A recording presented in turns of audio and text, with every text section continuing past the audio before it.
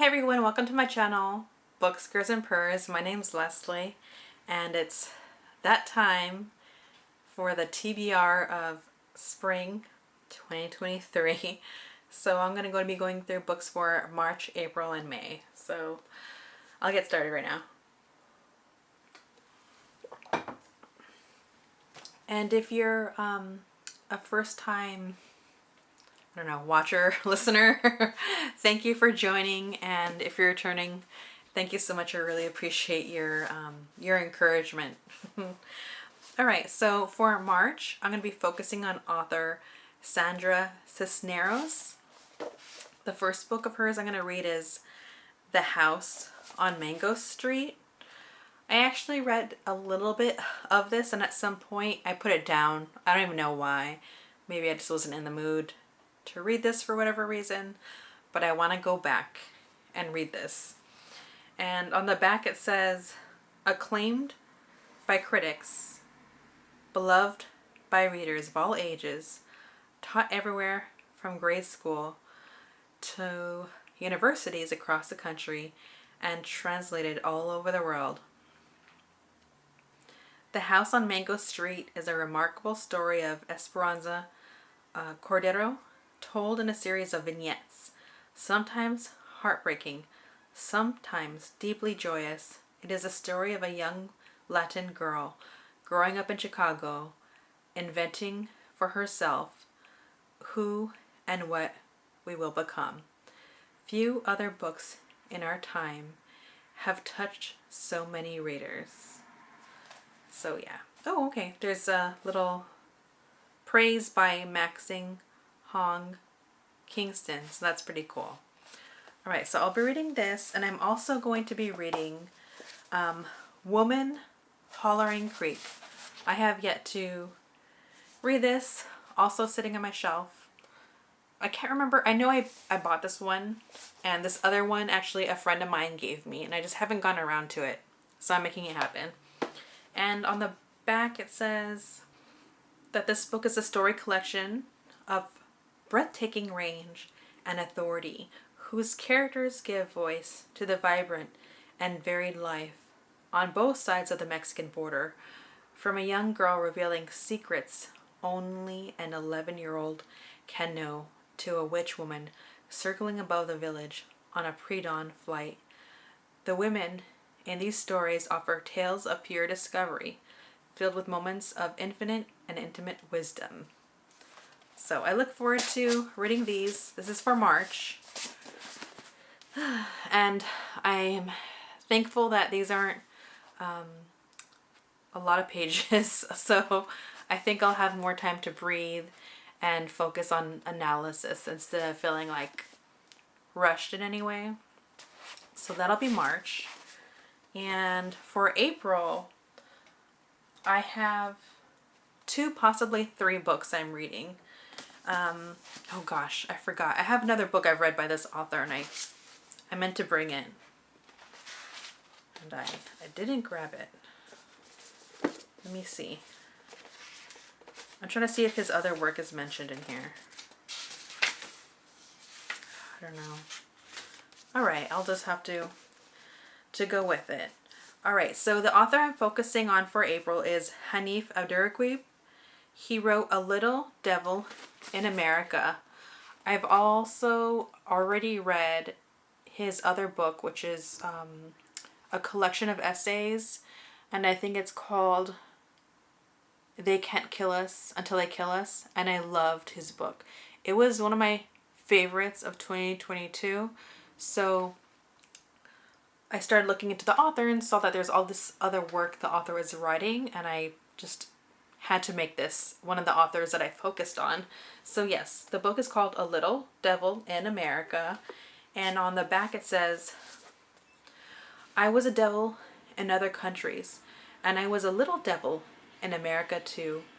Inspired by these few words spoken by Josephine Baker at the 1963 March on Washington, Hanif Abdurraqib has written a profound reflection on how Black performance is inextricably woven into the fabric of American culture. So I don't want to read too much on the back, But I mean, if you haven't read They Can't Kill Us Until They Kill Us, pick it up. It's amazing. I have this really beautiful 5th year anniversary edition, and I could kick myself because I wanted to share that. But that's another book I might peruse at the time that I read this. But I haven't made up my mind yet about that. And I'm also going to read, I don't even know, this is a very long title. Okay, it says Go Ahead in the Rain by the same author. And I believe this is a kind of like about,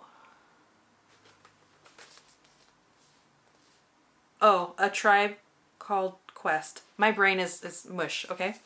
It's a love letter to the group. And so what I really want to do is, although I am somewhat familiar with their music, they have like such a huge catalog of music. I think that I would like to just delve more into their music during the month of April when I read this. I think that would be really cool. So yeah, I'm going to read this. And also, what I don't have is, there's a poetry collection that the author wrote, and I want to kick myself because I wanted to mention it. But I think I might want to pick it up if I can at my used bookstore. But something that I really want to focus on this year is not buying any books, just focusing on books that are on my shelf. But that's one of those books I might make an exception for because it's a poetry collection and I really want to read it. And so I think I'll do that so I could read it in the same month. So there's that. And this is for April. All right. Now, every time around May, I can't help myself. Cindy from With Cindy, that's the name of her YouTube channel, hosts an Asian readathon event every year with a specific criteria. I'm going to try my darndest not to participate this year. I'm trying not to participate in any readathons this year, just to continue focusing on my goals of focusing on books on my shelf and also focusing on specific authors. But we'll see, because I can't really help myself sometimes. But so getting to it, I'm going to focus on Viet Thanh, I think it's Nguyen. Before I would say Ngyuen, but I think it's actually Nguyen is the last name. All right, so the book is called The Refugees. And on the back it says, The Refugees is a collection of powerful stories written over a period of 20 years, set in Vietnam and America.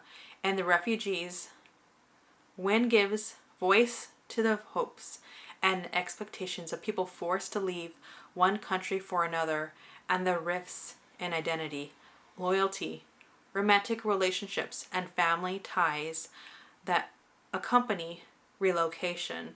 And it kind of goes on from there, but I'm trying to keep my reading of the backs to a minimum. So I don't know if this is if it's this, they've written a lot, basically. This author has written a lot, and I really would just want to hit the ground running reading their work. And the other book I'm going to read by the same author is The Sympathizer. The thing is, I'm pretty sure there's like a sequel to this book.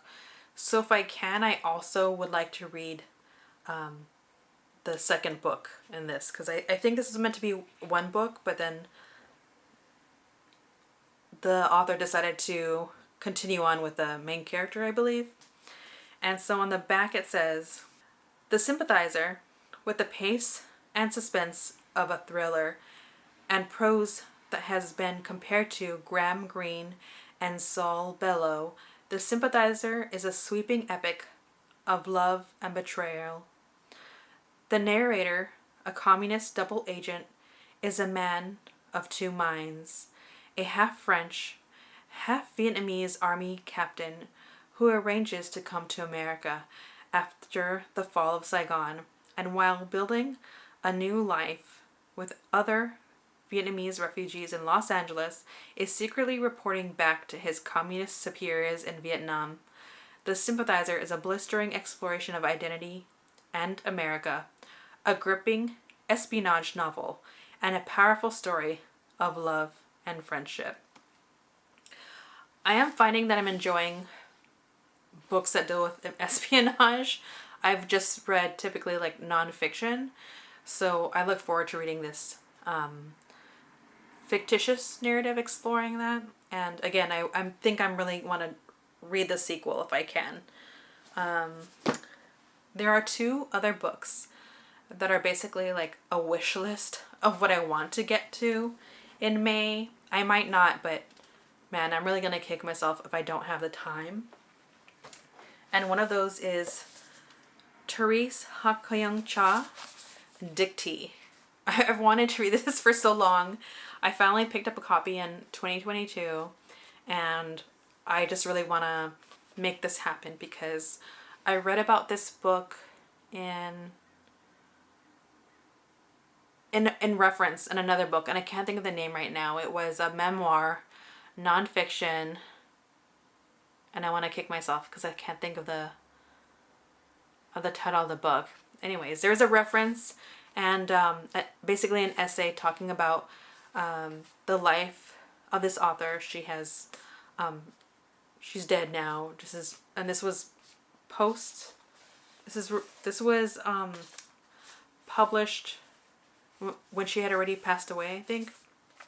Anyways, and the way that this is written just sounded fascinating, and so that's what I want to do, is read this. And so on the back it says, a classic work of autobiography that transcends the self. Dictee is a story of several women: the Korean Revolution, Yu Guan-sun, Joan of Arc, Demeter and Persephone, Cha's mother, Hoyoung-sun Hwa, a Korean born in Manchuria to first-generation Korean exiles, and Cha herself.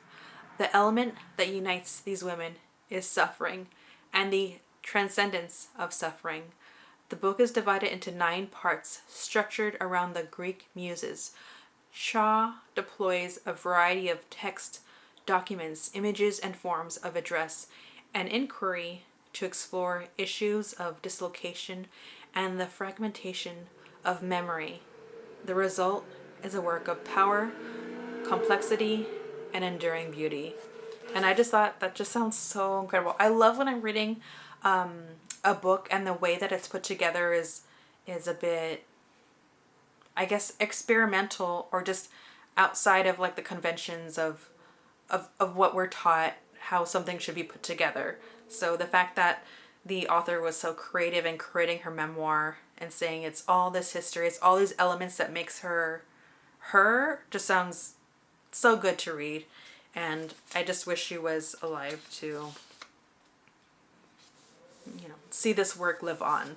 So there's one other book that I want to squeeze in. Again, these last 2 books are like a wish list of what I would like to get to. And that's Disability Visibility. This is a book, I'm giggling to myself that because it's also been in my shelf maybe since 2021, I think. So not that long, but I really want to just read it and not let this book collect dust. And so on the back it says, 1 in 5 people in the United States lives with a disability. Some are visible, others less apparent, but all are underrepresented in media and popular culture. Now, just in time for the 30th anniversary of the Americans with Disabilities Act, activist Alice Wong brings together this urgent, galvanizing collection of contemporary essays by disabled people. So those are basically my wish list of May, but we'll see.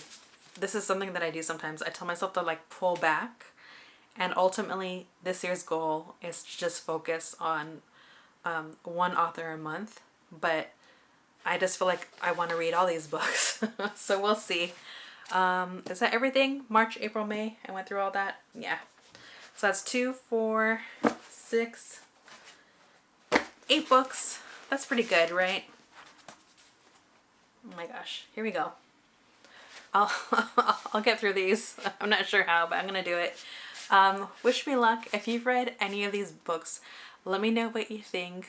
Yeah, or if there's another work by a particular author that I'm covering that I haven't read yet that you would highly recommend over the ones that I've chosen, let me know. I can always, I don't know, change your mind last minute or try to add something on if I can make it happen.